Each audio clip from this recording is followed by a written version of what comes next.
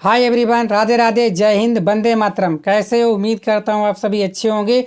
आपको board exam की तैयारी जो 2024 की बहुत ही बेहतरीन चल रही होगी। तो आज हम आपके लिए लेकर आए सामाजिक विज्ञान के जो आपके 3 मार्च को पेपर उसमें पूछने जाने वाले महत्वपूर्ण प्रश्न। तो आप लोग वीडियो को शेयर कर दीजिएगा और चैनल पर पहली बार है चैनल को सब्सक्राइब भी कर लीजिएगा, क्योंकि यहीं पर ऐसी क्लास होती है जिसमें आपके बोर्ड एग्जाम में 70 में से 70 अंक आ सकते हैं बड़े आसानी से। तो चलिए शुरुआत करते हैं आज के महत्वपूर्ण सेशन की और सवाल नंबर 1 की। तो बोला गया कूका आंदोलन किसने प्रारंभ किया था? संत गुरु राम सिंह ने, लाला हरदयाल, सरदार भगत सिंह, बाल गंगाधर तिलक। तो कूका आंदोलन किसने प्रारंभ किया था? बताओ, बिल्कुल सही आंसर बताना है आपको इसका। कूका आंदोलन किसने प्रारंभ किया था? वो किया था आपका संत गुरु राम सिंह। किसने किया था? संत गुरु राम सिंह ने। ऑप्शन नंबर का बिल्कुल राइट आंसर है। इसके बाद दूसरा, गुट निरपेक्ष आंदोलन का प्रथम शिखर सम्मेलन हुआ था। देखो प्रश्न आपके लिए सभी प्रश्न मोस्ट इंपोर्टेंट हैं और बाद में ये प्रश्न भी बताएंगे। ये देखो, देख रहे हो ना, मृदा अपरदन क्या है? ठीक है, ये देखो, ये सभी प्रश्न है आपके लिए मोस्ट इंपोर्टेंट जो आपके एग्जाम में पूछे जाएंगे। इसके बाद गुट निरपेक्ष आंदोलन का प्रथम शिखर सम्मेलन हुआ था नई दिल्ली, बेलग्रेड में, कोलंबो में, डरबन में। तो गुट निरपेक्ष आंदोलन का प्रथम शिखर सम्मेलन कहाँ हुआ था? तो दूसरे का क्या आंसर करोगे? तो वो हुआ था आपका बेलग्रेड में। कहाँ हुआ था? बेलग्रेड। ऑप्शन नंबर ख क्लियर आंसर हो गया। तीसरा, निम्नलिखित में से पंचशील सिद्धांत के प्रतिपादक कौन थे? पंचशील सिद्धांत के प्रतिपादक कौन थे? जवाहरलाल नेहरू, महात्मा गांधी, सुभाष चंद्र बोस, भीमराव रामजी अंबेडकर। तो बताओ निम्नलिखित में से पंचशील सिद्धांत के प्रतिपादक कौन थे? तो कौन थे? तो आप सभी सही आंसर बता रहे हो, वो थे आपके जवाहरलाल नेहरू। ऑप्शन नंबर का बिल्कुल सही आंसर है। ठीक है, इसके बाद रूस में क्रांति कब हुई? 1817 ही, 1917 ही, 1717 ही या 1927 ही?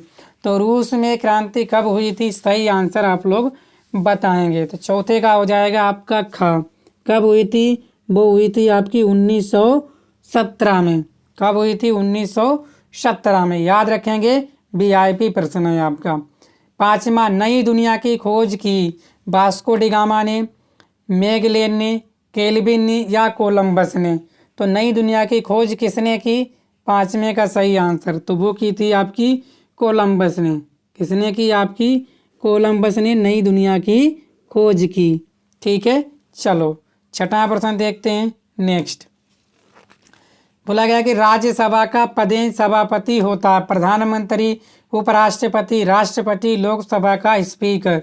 तो राज्यसभा का पदेन सभापति कौन होता है? बिल्कुल सही आंसर आप बताएंगे। या प्रधानमंत्री, उपराष्ट्रपति, राष्ट्रपति, लोकसभा का स्पीकर। तो कौन होता है? तो वो होता है आपका उपराष्ट्रपति। कौन होता है? उपराष्ट्रपति। इसके बाद सातवां, मौलिक अधिकार संबंधी मुकदमे सुनने का अधिकार किसको है?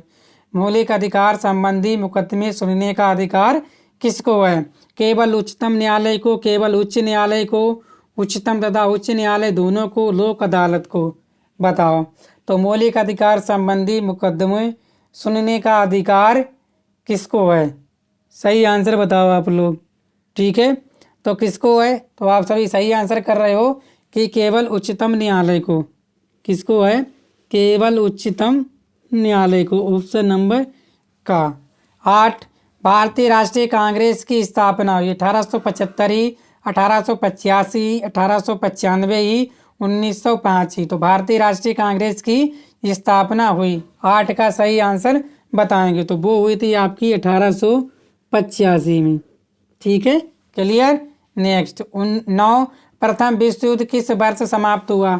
इसमें आपको किस वर्ष समाप्त हुआ और ये भी पता होगा आपको किस वर्ष शुरू हुआ था। तो प्रथम विश्व युद्ध किस वर्ष समाप्त हुआ? 1917 ही, 1918 ही, 1919 ही, 1920 ही में? तो प्रथम विश्व युद्ध किस वर्ष समाप्त हुआ? सही आंसर बताएंगे।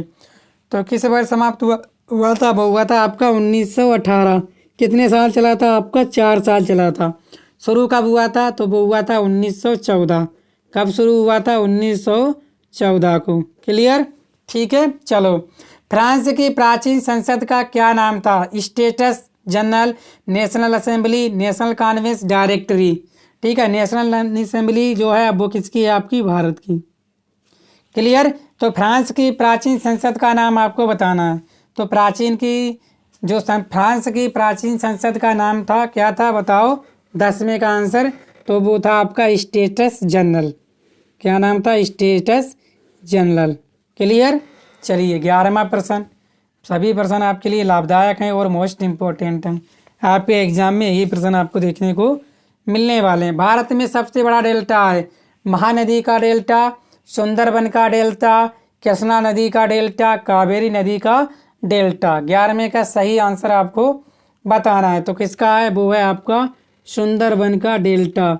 भारत का में सबसे बड़ा डेल्टा है सुंदरबन का डेल्टा। ठीक है, क्लियर। 12वां, चाय की खेती के लिए कौन सी मिट्टी उपयुक्त है? पर्वतीय मिट्टी, लाल मिट्टी, जलोढ़ मिट्टी, लेटेराइट मिट्टी।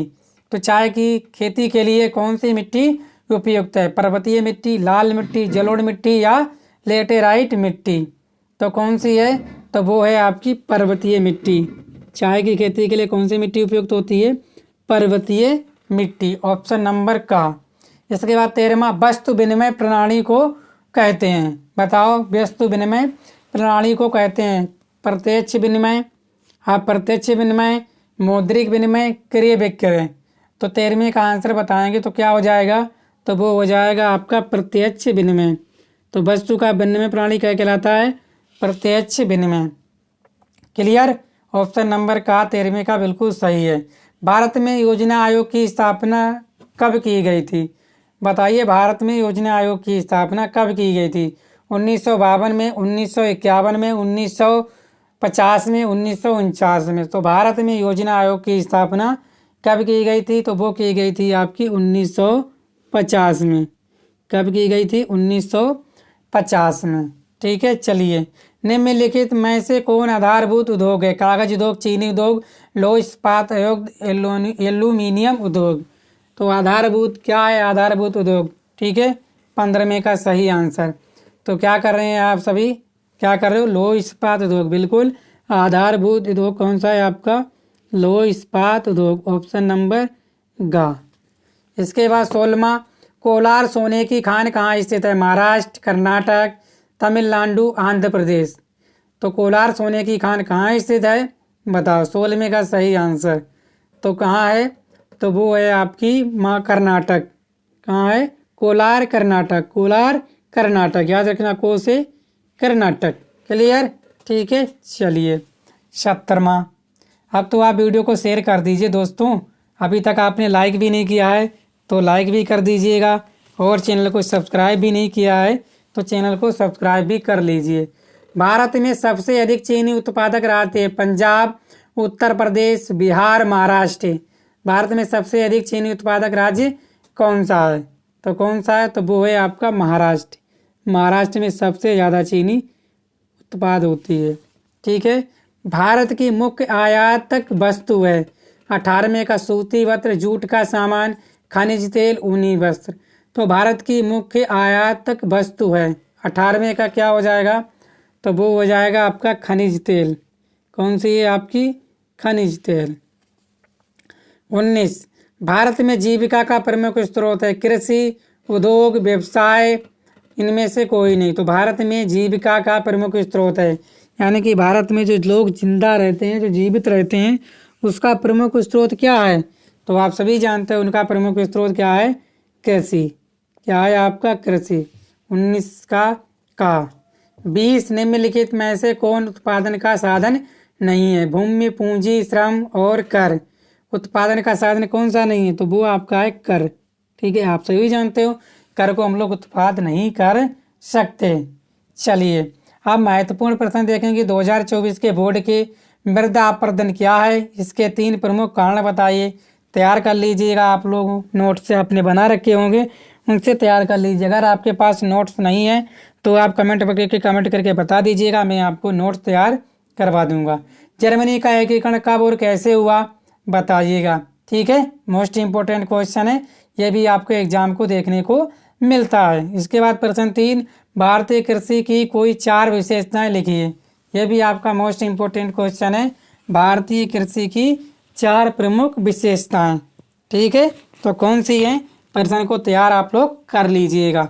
ठीक है, तो यही थे आज के हमारे महत्वपूर्ण 20 बहुविकल्पीय प्रश्न और 3 आपके प्रश्न जो आपको बोर्ड एग्जाम में सीधे सीधे देखने को मिलेंगे।